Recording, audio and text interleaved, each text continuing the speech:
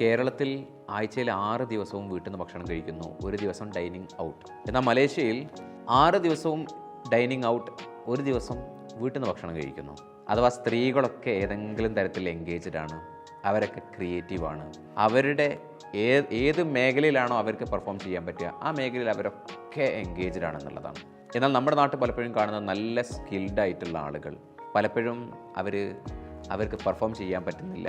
ഏതെങ്കിലും മേഖലയിൽ അവരൊക്കെ ഒതുങ്ങി ജീവിക്കുക ചെയ്യുന്നത്. ഒന്നും ചെയ്യാൻ പറ്റുന്നില്ലല്ലോ എന്നുള്ളത് ആലോചിച്ചുകൊണ്ട് വല്ലാതെ സ്ട്രെസ്ഡ് ആവുന്നു. ജീവിതം എന്നുള്ളത് ഒരു നദി പോലെ ഒഴുകിക്കൊണ്ടിരിക്കുക. ചിലപ്പോൾ നദിയൊക്കെ സ്റ്റാഗ്നൻ്റ് ആയ അവസ്ഥ നമുക്ക് കാണാൻ പറ്റും. നല്ല റിസോഴ്സ് ഉള്ള ഒരു നദിയാണ്, പക്ഷെ അത് ഒഴുക്കില്ല.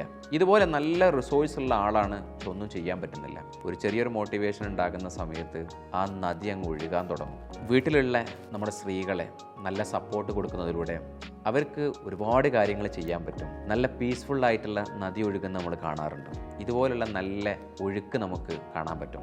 സമാധാനമുള്ള നല്ല കുടുംബം നമുക്കൊക്കെ ഉണ്ടാക്കാൻ സാധിക്കും.